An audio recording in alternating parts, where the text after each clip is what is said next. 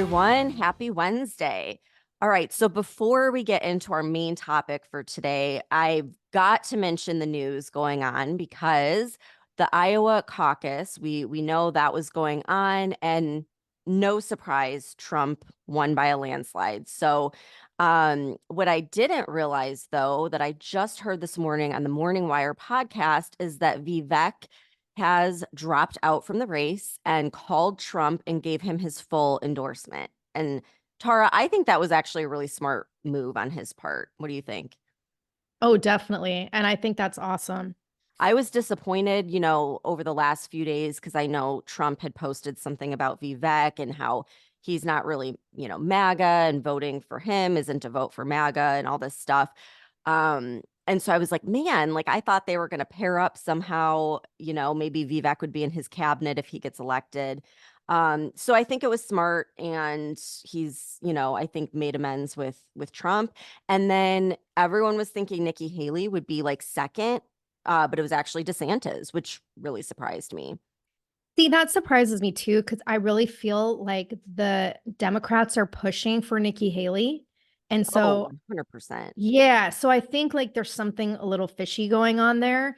And Hmm. like Vivek has been in Trump's corner from day one, even as his Yep. opponent. He's never talked shit. He's always been super supportive of Trump. So it's just a classy move what he did. And it just makes me like him even more. Oh, I agree. I think he's great. And I've said from the beginning, I think he would be a great cabinet member. Like I would put him in charge of um maybe the Department of Education. Like I really like what he has said that he would do in terms of like our education system, but really like there's so many things this guy would be great at. He's a successful businessman. So I hope that Trump considers it. We'll see. Now they're going to be going to New Hampshire for like the same thing.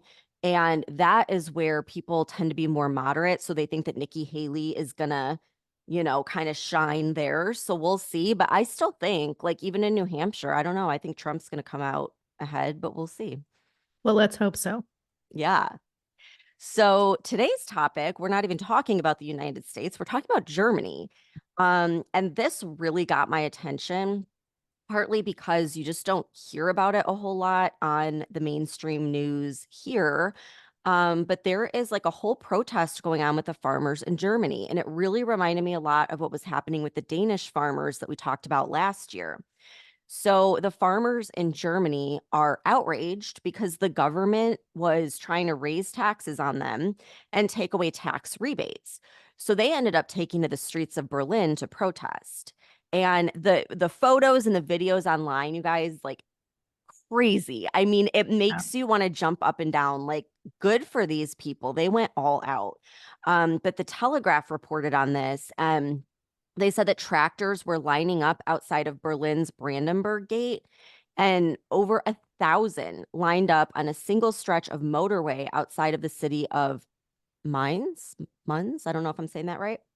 Mainz, maybe, I think it's but Maine. Mainz.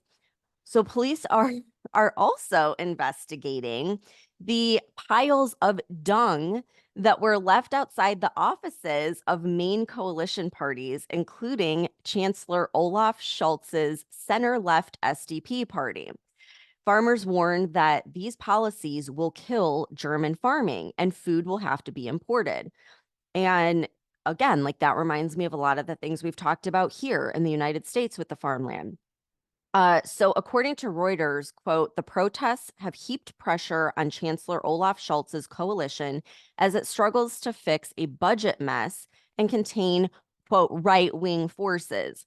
Tara, like, notice how we're seeing this trend where more and more people are getting fed up with these extreme left agendas and are starting to lean right.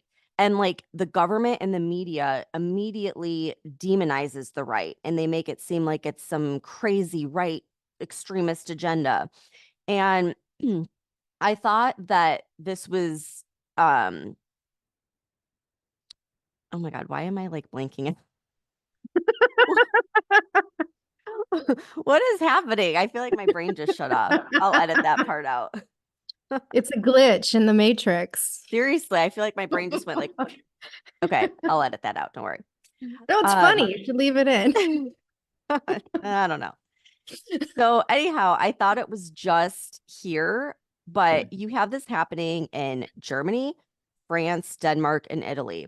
And remember, the Danish farmers, like I talked about, they ended up forming their own political party and becoming the majority in parliament. And then you have Italy's new prime minister, Giorgia Meloni, and she's the most far right that they've had since the war. And then France, there's been like all of those protests. And at one point, they actually took over the BlackRock headquarters. And then, a couple years ago, we have the Canadian truckers protest. So I think that this speaks to a larger movement of people waking up to the real agenda of these left wing policies.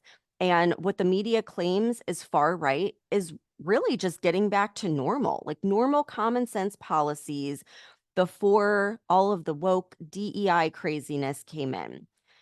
So, anyhow, what the German farmers are doing is apparently working because the government has already decided to keep the tax rebate on new agricultural vehicles and spread the removal of the agriculture diesel tax subsidy over several years. And honestly, like, I wish we had these protests here. I think instead of having China take up the farmland, maybe the farmers here should start to protest. But nope, we have China and BlackRock that are buying up all of our farmland. Yeah, and it's like you said, you notice how like the news outlets, almost anything you look at, it's calling these protests in Germany a quote far right movement. I mean, that sounds so familiar to how people in America who either believe in MAGA, or even if you don't want to call it MAGA, but people who believe in an America first agenda, what are we called? Far right extremists. And in reality, we're not extremists at all. We just want the freedoms and the type of government that our country was founded on. And I read an article in BBC News yesterday that kind of portrayed this perfectly, how the media is taking all of this. And the BBC is essentially like bought and paid for by the World Economic Forum and the elites, just like most of our mainstream media is in the States.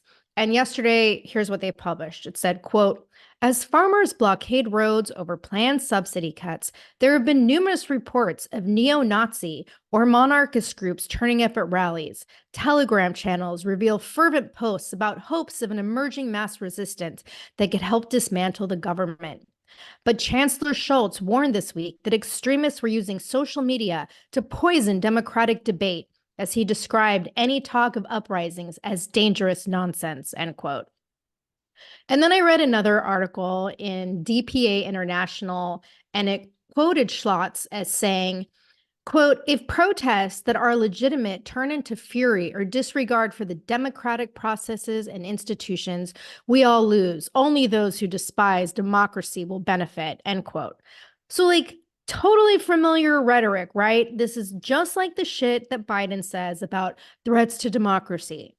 And it's like we say this all the time. Protests are only a threat to democracy when they come from your everyday working class citizen who just wants to provide for their family, keep their businesses afloat, right? It's not a threat to democracy when it's an actual violent extremist group or a group affiliated with terrorists. And of course, Olaf Scholz is a ranking member of the World Economic Forum, and he's part of this whole one world government agenda. And according to God, I'm trying to say Biden and Guardian at the same time. According to the Guardian, very similar with what's happening in the United States with Biden, Schlotz's approval ratings with the German people is at an all-time low. There was a recent poll indicating that 64% of Germans want to see a change in government. And this is all because of the same things we're experiencing in the States. The economy, rising inflation, people being unhappy with Germany funding the war in Ukraine while the German people are suffering at home. Like, totally familiar, right? And this Guardian article also pointed out that it's not just the farmers who've been protesting. You've had railway workers had a strike last week that brought transportation to a standstill. Metal workers and public sector employees and educators all staged walkouts in December. And basically, people are sick of the shit and they're sick of their governments purposely destroying their countries for the global agenda. Yeah, I was going to say, like, it sounds like there's just one global agenda, a one world government in place, and people are waking up to it. And you mentioned Olaf Scholz is a ranking member of the WEF. And that's what's so concerning about the WEF. So I don't want to get too off topic, but I think it's important to point out like, this is not just a group of elites holding meetings. They are grooming the future leaders of the world. And the woke Prime Minister of Canada, for example, Justin Trudeau, he was part of the World Economic Forum's Young Leaders Program. Vladimir Putin, Angela Merkel, Bill Gates, Chelsea Clinton, Jeff Bezos, Mark Zuckerberg, Larry Page, they are all alumni of the program. And obviously, they're all shaping the world that we currently live in. And I'm sure they've got a whole group lined up for future takeover of the world. So, like, they're literally controlling every facet of life through their programs and through these alumni. And we're just sitting around and letting it happen. So I'm glad Germany's doing something about it. I wish we would. Yeah, and like you just brought up, Bill Gates, right? Because when it comes to farming, who's the largest private landowner in the United States? Fucking Bill Gates. He owns more than 270,000 acres of farmland in America, but he has a very clear and outspoken climate change agenda to get rid of farming, get rid of cattle and chickens. And his foundation funds companies that are developing insect based foods and lab grown meats. So, what does he need all this farming land for, right? And who else does Bill Gates work with? He works with China. And it's like we just mentioned on Monday how it was only recently discovered that Chen Tianqiao, the CEO of a global investment firm who's a member of the CCP, purchased 200,000 acres of farming land in Oregon that nobody knew about until tax records were revealed last week. And I would place bets that Bill Gates certainly knew about it. Because according to the Washington Times, like he has funded several CCP organizations who are recipients of the Bill and Melinda Gates Foundation, including the Chinese National Health Commission, the Ministry of Agriculture and Rural Affairs of the People's Republic of China, and several universities in China that are helping to advance the CCP's military.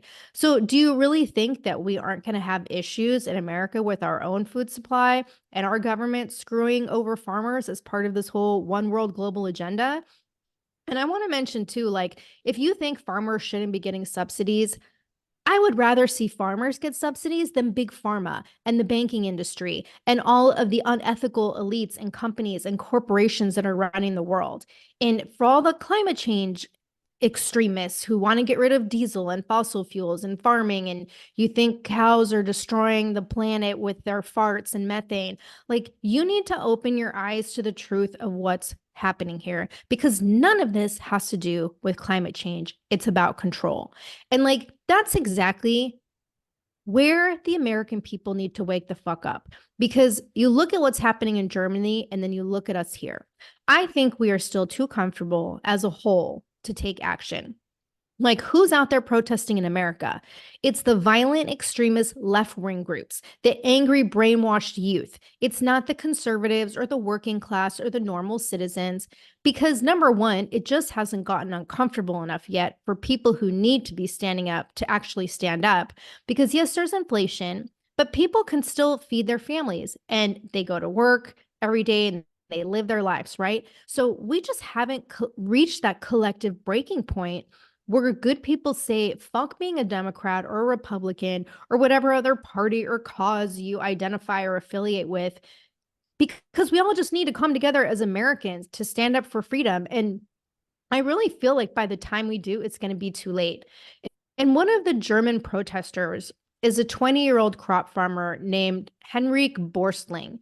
And she said what everyone else needs to be thinking. She said, quote, if I had to describe in one word why I'm here, then it would be future.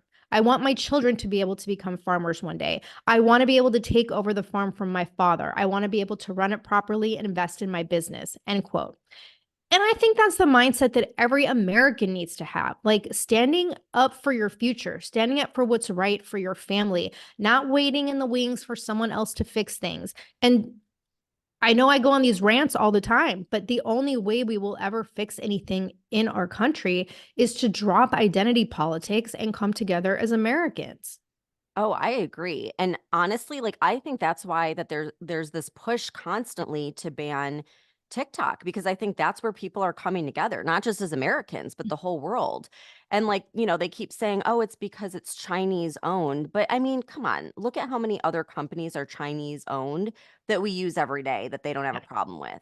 And, it's because information is spreading like wildfire. For example, when France was protesting for months and taking over BlackRock headquarters, there was hardly any word of it here in America. And there was this whole thing going around that if you went on Instagram or Facebook and typed in France, you would see all these pretty influencer type photos. But when you typed in France on TikTok, you saw protests, fights with the police, and mass chaos. And since I've been on TikTok, like it's opened my eyes to so much information that I had never seen before because it's censored by every American outlet. And, I think it's because of apps like this that are helping us communicate that people are waking up to the bullshit. But the question is, and this comes up all the time in people posting, is when will enough be enough? Like, when are we going to start taking action here in America? Yeah. And I think it's exactly what I just said. It's like it hasn't gotten as bad in America as it has in certain areas of Europe. Or remember last year when all of the shit was going on in China with the lockdowns that nobody knew about, but you were only seeing it on TikTok. Again, you Mhm. weren't seeing it on mainstream media. And there has to be a large percentage of the population that takes action together. If you look at these protests in Germany, their efforts are producing results. Like these farming protests started over a week ago on January 8th. And 2 days ago, they had over 5,000 tractors take over the city. Thousands and thousands of people marching. I mean, like you said, the photos and the videos, it looks fucking awesome to see all these tractors on the city streets. And it's like you mentioned in the beginning of the podcast, these rallies have resulted in the government walking back some of the reductions and promising to reinstate partial vehicle tax discounts and phase out the subsidy over several years instead of getting rid of it immediately, which was their initial plan. So that's at least a minor win. But the people know that it's a temporary fix, and there needs to be a complete government overhaul, just like we need in the United States. And the only way we're ever going to do that is with American solidarity and an America First agenda. Well, yeah, and I think that what gives me a lot of hope is the whole thing with the Danish farmers again, taking over parliament. They got organized, created their own political party, and now they're the majority there.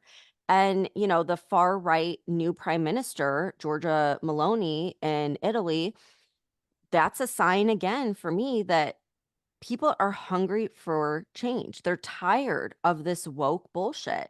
And the media, is going to keep trying their hardest to paint this picture of, this emergence of right-winged people that are extremists and white supremacists. But again, like the reality is this is just normal people. It's normal people with common sense that are far more moderate than most traditional Republicans and really just want the government to stop the wars, stop the corruption, give us our freedom back to live our lives how we want to live them. And that's it. It's not some crazy right wing conspiracy. It's just normal people.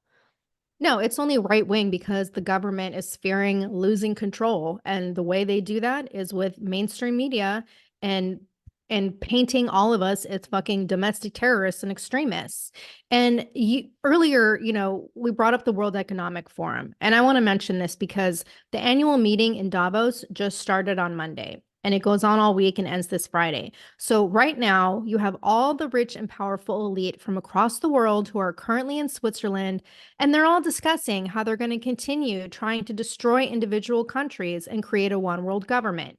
And there are reportedly somewhere around 3,000 world leaders attending this year and over 500 journalists. And this year's meeting is expected to be the most critical year so far, and World Economic Forum organizers are calling it, quote, the most complicated geopolitical and geoeconomic backdrop of the last few decades, end quote. Obviously, referring to inflation and economic stability across the globe, the continuing war in Ukraine, conflicts in the Middle East. So this year, they've ramped up security more than ever to protect the elites. Why? Because people are fucking pissed. And according to an article that I read in Business Standard. The Swiss Army has deployed over 5,000 personnel. They have undercover and uniformed personnel, snipers, drone jammers. In addition to the Army, there's a huge support staff of police that's going to be there until January 25th. The Air Force is monitoring and securing airspace. They're restricting airspace within a radius of 25 nautical miles from the center of Davos. And the Swiss Air Force is going to be using military helicopters as VIP transport for high ranking officials like presidents and members of foreign governments, including the heads of the UN and the European Union.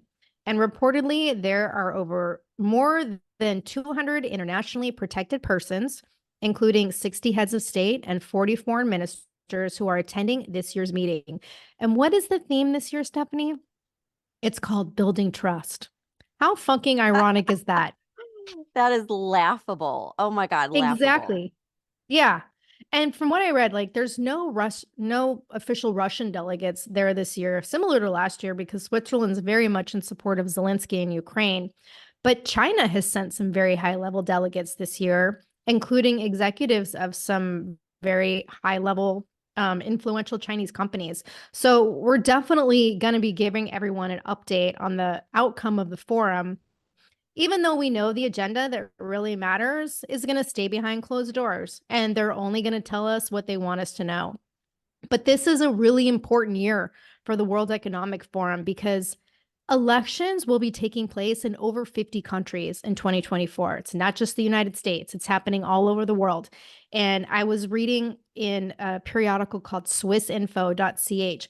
They're reporting that one of the biggest discussions expected to take place at the forum, it's concern about, quote, the spread of misinformation and disinformation fueling social unrest and threatening democracy, end quote.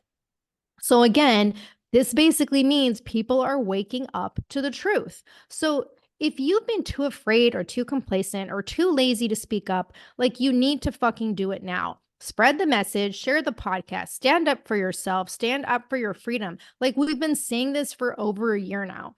But this year, 2024, is going to be the most critical year of our lives in terms of our freedom. That's crazy. I mean, that completely could reshape the world if you have 50 Yeah. countries and all these people. It's not just the United States and the MAGA movement. This is all over the world. People are realizing what's happening here. And yeah, they're going to be plotting. They're not sharing information. They are going to be plotting on how to censor us. And Yeah. I think it's a great point. Like share this information. And sometimes it's difficult, like having these conversations or wording things. You could share a podcast, let people seek it themselves, let them listen to multiple episodes and start to at least plant that seed that wakes them up to all of the BS that's been happening. Because it's like once you have that, that first thing that kind of wakes you up, you start to see the big picture and realize we've been lied to, we are being completely conditioned and controlled, and their plots are no longer working. So I cannot wait to do this World Economic Forum episode. I say that, in a terrified way because it's like I know there's going to be some crazy stuff. But it'll give us something to talk about. So Yeah. we'll keep everyone posted. But thanks everyone for tuning in.